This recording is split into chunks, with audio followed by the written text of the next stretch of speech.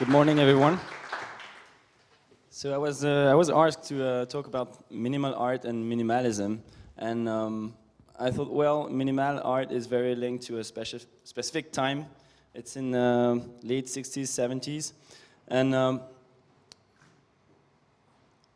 I wanted to put in the contextualization of art. It's very important to link art to a specific time and space. So minimal art comes actually from, or as a response to pop art. So in the pop art, you were criticizing the consumer society and through symbolic, through objects. And minimal art wanted to distance themselves from those symbolic, distance themselves from objects, and go very deep directly to the object and the relationship between object and spectator. So Donald Judd was actually the first to put that in the front. And in his sculptures, he wanted to put the materiality in the front and how would react a person or a spectator to this object. Through the perception of the object, you will feel the art. So the object itself is not important, it's just the experience. So there is this French speaker who said that it's more important to have less image and more space for the message and more space for the concept. The second artist I wanted to introduce was Robert Morris in '67. It's also untitled. All this work of minimal artists are untitled. He says perception in itself. So through the observation, so the spectator would move through the sculptures, and within this changing of volumetric aspect or changing of space perception, you will feel the art in a new way. So really put the perception in the front. The very specific points of minimal art are elementary geometry, seriality, and progression. These are really the main points.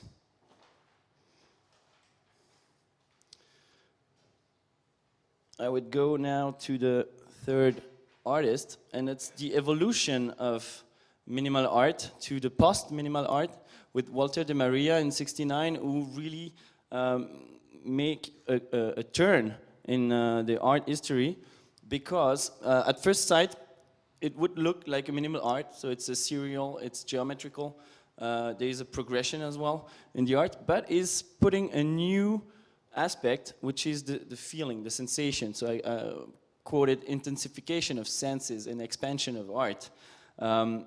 Meaning that you add to this sculpture a feeling of danger and aggressivity. So it will be linked to your physical feeling, so to the body.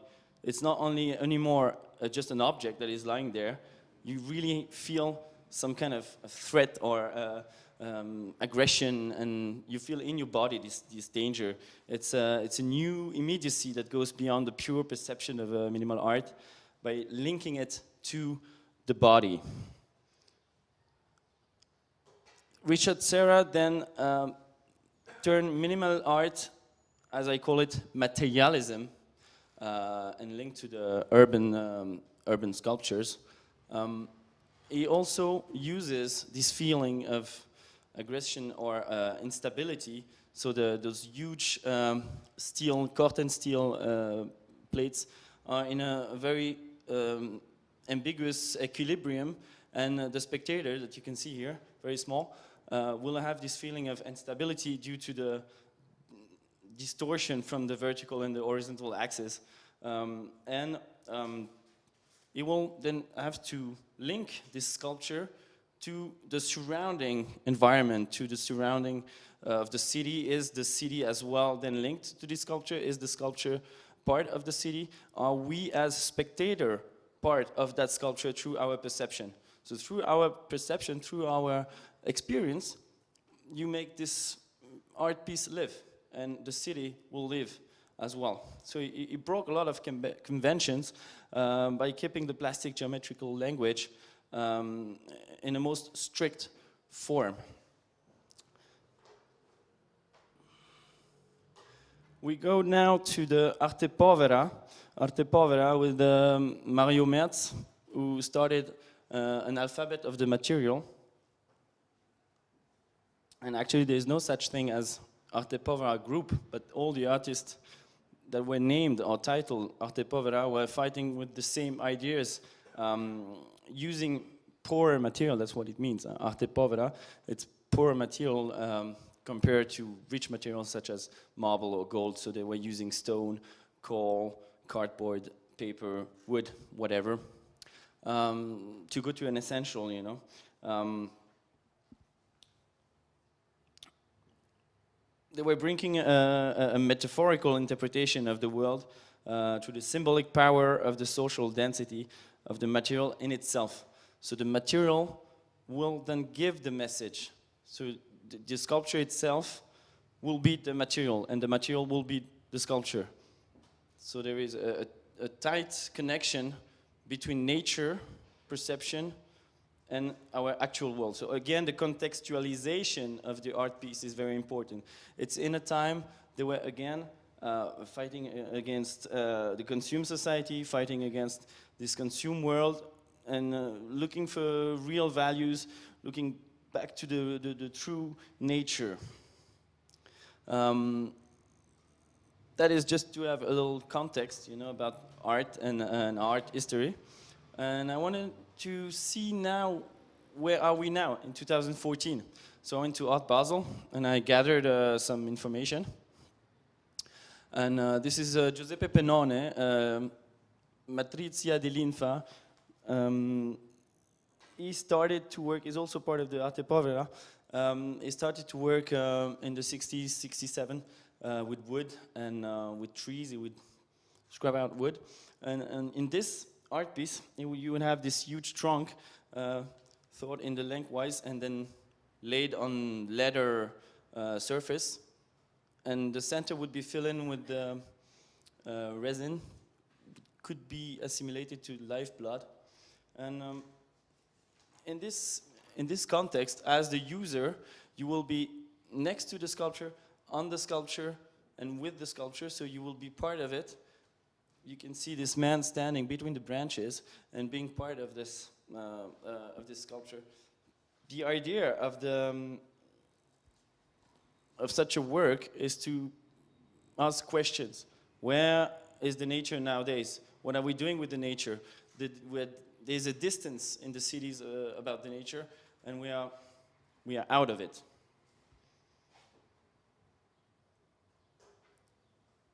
With David Nash, cork spire, he sees the cork as a skin of our society. The cork actually loses the tree loses its bark once a year, and you have to harvest it. So you'll have this temporality, and the cork or the bark will be assimilated as our skin, or the lack of identity. Richard Nonas, so we're still in Art Basel. That is all pictures from the latest Art Basel that was a week ago.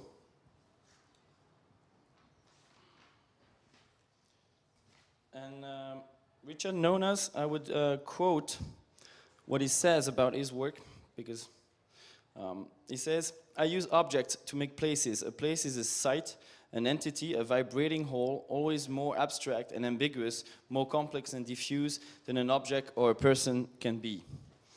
So when we go back, what the materialist said, the experience is more important than the art itself. The perception is more important than the art itself. And through the experience, you will make the art piece live. Andrew Dosen, uses paint or as a material to make sculptures. So in Stretch and Reframed, Dosen slightly changes the rules. So we'll Stretch again, take the art, take the linen layer, and then unstretch it, restretch it on a bigger frame, and use the paint as the frame. So we'll scrap out the paint. Each layers of paint will be scrapped out and put to the side, and will become the frame. So you have a distortion of who is what. The paint become the frame, the linen become the frame as well, and you will have just this residue, this reminiscence of what the art was. So again, you are still in the materiality and a changing of rules and how do you perceive. So what is our place in this world? What is, am I changing the rules as well in my everyday life? Am I an architect? Am I an artist? What is my, as well? That's the way I perceive it, because each person has a different experience. So that's very interesting with the minimal art. Each perception is different. So each time there is a new person to perceive this art, each time the art element would be different. So there's not only one art piece, there are hundreds, million, infinity of art pieces. The moment there's an infinity of perceptor.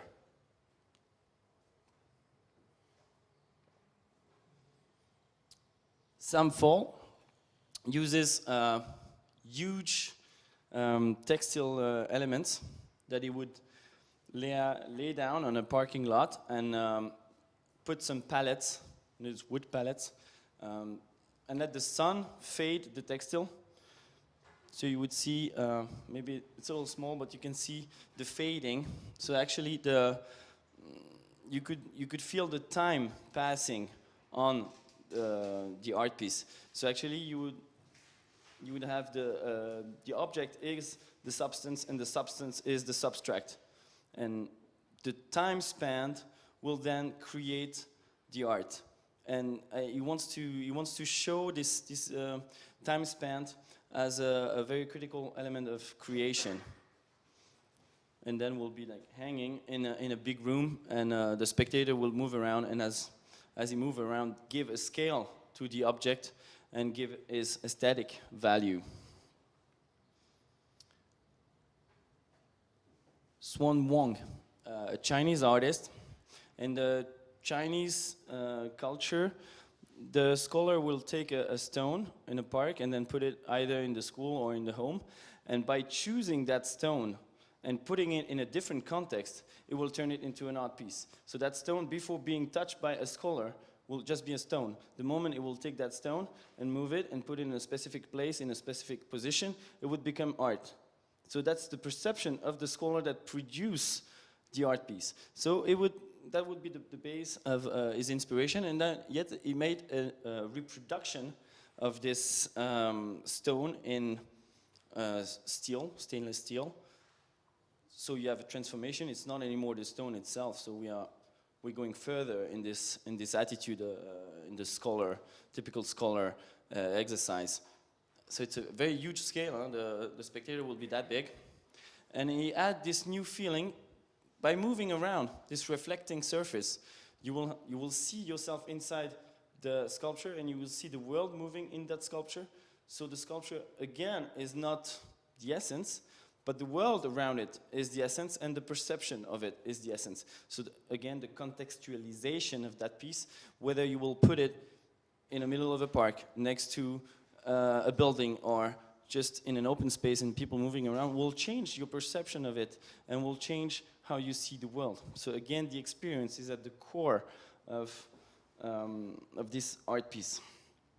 I will now move on to my own work, and as a creator, I cannot really say or prove what's the perception are going to be, because again, through the perception of each individual, you will have a different feeling and a different explanation of the work. So I'm just going to explain you my idea, and then I will ask you what you perceive from it. So I usually work with the card pieces and create homes, shapes that you can enter and experiment a new way of living. So this is a cocoon. I call it the asteroid I love you. It's the nest for the humans in the future. You will have to reinvent the way we live together. So that would be the nest for nesting, right? You will have barks as a residue of this fading world. Losing nature is the core also of my work. And this other work is called the Atomic Igloo, would be the homes that we're going to have a little bit like Mad Max home. Maybe in the future where we won't have any more trees, so we'll have to use card pieces to reinvent the way we're going to live, because in a very close future we'll have to reinvent the way we live. We'll have to rethink the relationship between the individuals, rethink the whole society.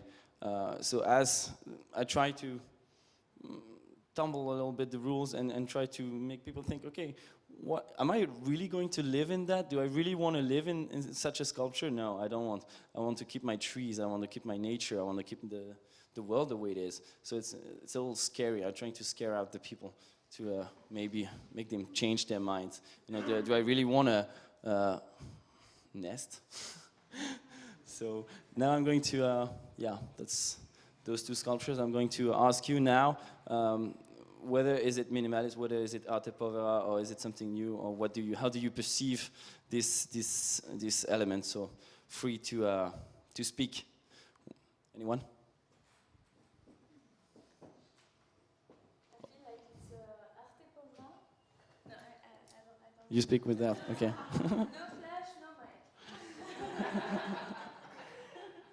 It's Artepovera, but the weird stuff is that it's at the base, it's cars. So cars is something that rich people have. Exactly. So it's something, yeah. Maybe we are in the between. By using cars, I will use the dialectic of the pop art, because they are using object as a symbol. So maybe I have a foot in the pop art and then a foot in Artepovera. Is it a poor? It's not a poor material, but I'm burning it, so then it's rust. So maybe it's by using this raw material or this natural material, then it could be assimilated to it. But maybe the most important of it is to see that you will always have this influence of minimal art opened a window to all arts, performance, architecture, sculptures, painting. Minimal art is going back to the essence of things. So maybe when you go back to work this afternoon and you will think, okay, in my work, am I a lawyer, am I a doctor, am I an architect? How am I going to go back to the essence of my work, find the purest or the simplest fundamental aspect of my work? What is the most important? And maybe link it to a context, link it to this world we're living in, and trying to understand this world we're living in, trying to change the rules of this world, and try to make a better world. Talking about perception. Yes. Consider showing your. You want to take the mic? No, it's okay. Talking about perception, have you considered to show this your art, this specific, the igloo, to kids, to children? Yeah. I think they would love it, and they would tell you something very special about it. I mean, it could be seen as a playground, like a sort of a strange play. Maybe it's an experiment to see how kids react to that. What do you think? Actually, it's very interesting because my atelier is at the Rue du Monde in front of the stadium, so there's a lot of people passing by, and you have kids with the mom, and they're walking by, and the mom is like, what is this rubbish, you know? And the kids right away they understand, say, yeah, it's an igloo, mama, look, it's an igloo. So the kids, they're very pure, they understand right away. Or like workers that will stop by and they're like, yeah, good stuff, like it's burn, it's brutal. So I think it's very important in art to have different layers of understanding, not being too intellectual all the time, or you can be intellectual, but you will need to have different layers. So if I can speak to kids, to the workers, to the intellectual, you can find, each one can find something interesting. The little kids, they will have a very basic semiotic aspect on the fact, oh, okay, it's a dome, it's an igloo, I see the form, for him it's like clear. The workers, they're like, okay, cool, it's made of car pieces, it's burned, it's cool, it's like rough. And then the intellectual will go, oh, it is Artepovera and mixed with a no. So, you see? So everybody can find something. So it's very important to stay very basic or not to expect too much from people. As my mentor said, you must never overestimate the knowledge of your perceptor, but never underestimate his intelligence. So everybody is able to understand, or intelligence come from Latin intelligere, that means to make a choice. So everybody is intelligent somehow, but not everybody has the knowledge or the reference to understand. So you must not make too much reference in your art and stay quite basic sometimes. Yes? Sort of related to that, but it's interesting because when I look at it, the first thing I see, first I do get scared and I think I don't want to live in that for sure. But then the second feeling that I have is a feeling of hope, because you are recycling something and you're building something new. So it is a new beginning, a new structure. It's, you know, so there's that positive image of hope that we can recreate, reconstruct, and use it for something else. So definitely not just all sort of negative and gloomy. Thank you.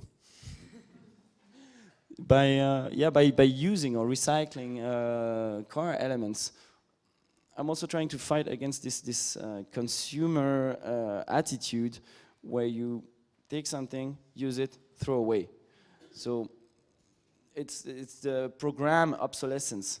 And the program obsolescence has reached a point nowadays that it's also reaching the relationship between the individuals.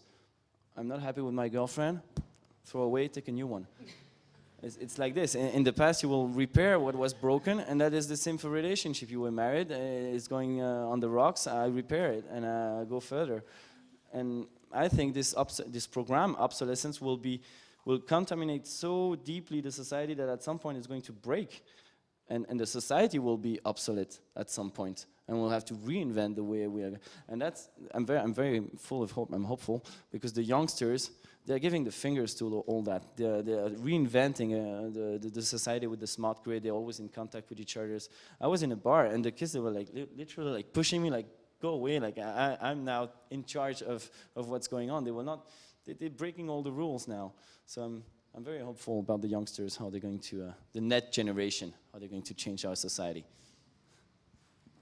Someone else?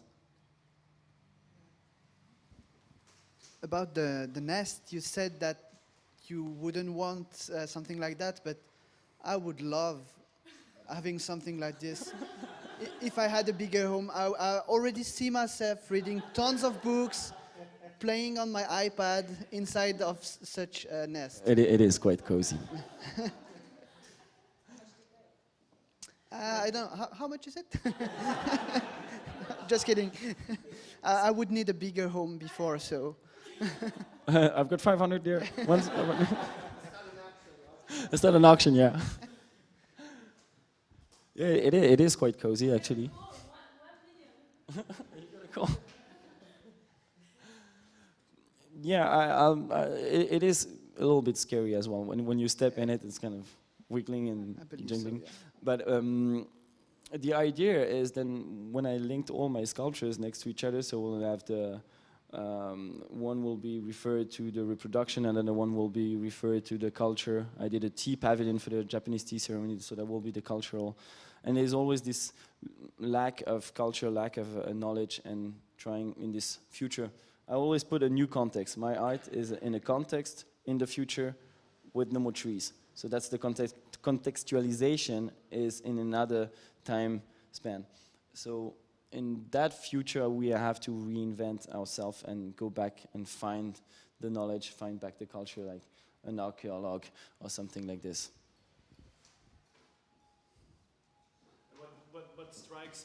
What strikes me is the legacy that I see in your work, that it's a legacy of which seems very rough and tough. So something kind of scary, and then on the other hand, the need of making use of it in some way. So our generation needs to build on what has been built before, and still has the longing of coziness and love, but yeah, dealing with what has been done before, and that's a rough past. So not very comfortable, actually. We're trying to reinvent ourselves, and very soon we will have to go back to the true values and ask ourselves what is really important. Is all this possessions, belongings, object that we have home, is that really important?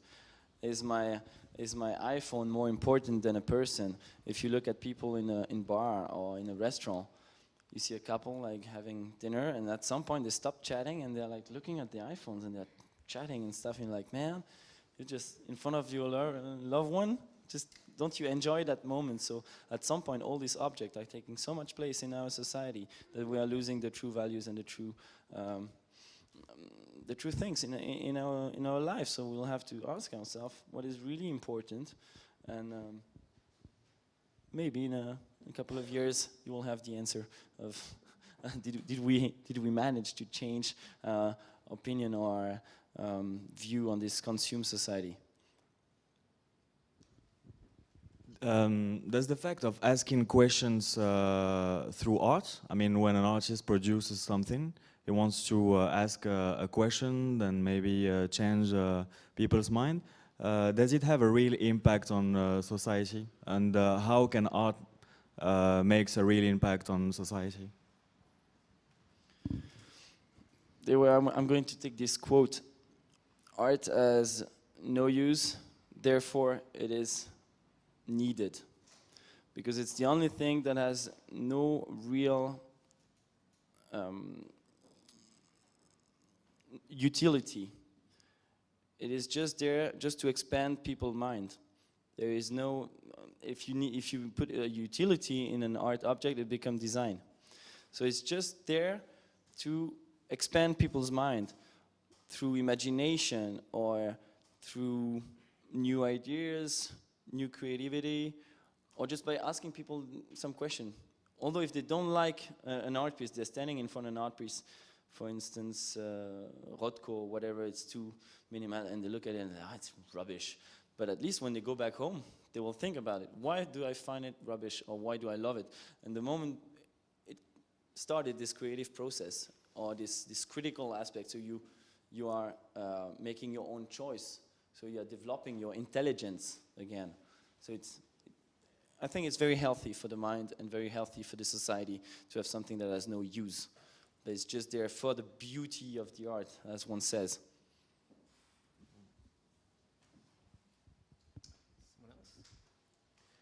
Right, I'm curious about the process of producing something like this. Do you draw on a piece of paper, then you have to do exactly like that? Do you learn the techniques as you go along? Do you work with other people? How is the process? Do you change the process? I will usually find a place, so a context. So you will have the volumetric context of it. So for this art piece, at the first, it was hanged in an industrial building at 5 meters high. And when I saw this building, I said, well, we'll have all this volume, we need something that is hanging. And then it was the spring, so that was the time context I said, okay, in spring we are nesting, like all the birds are nesting. Okay, let's do a nest. And referred to this bird, le tisserand, I don't know the name in English, who actually built very complex nest that is hanging in all, very complex. And the female will enter that nest and shovel around, and if the nest is holding, she will reproduce with this male. She will mate up, and if it's collapsing, then she will go to another male. So the evolution of this species is not anymore due to the power or to the strengths of the guy, but to his architecture skills. So that's what I wanted to show. So maybe I'll find a mate through my architecture skills. Excellent, thank you. More questions? If we don't have more questions, we're gonna wrap it up. So Yeah. I will say Nobody? thank you, and Thank you so much. have a nice day. Goodbye.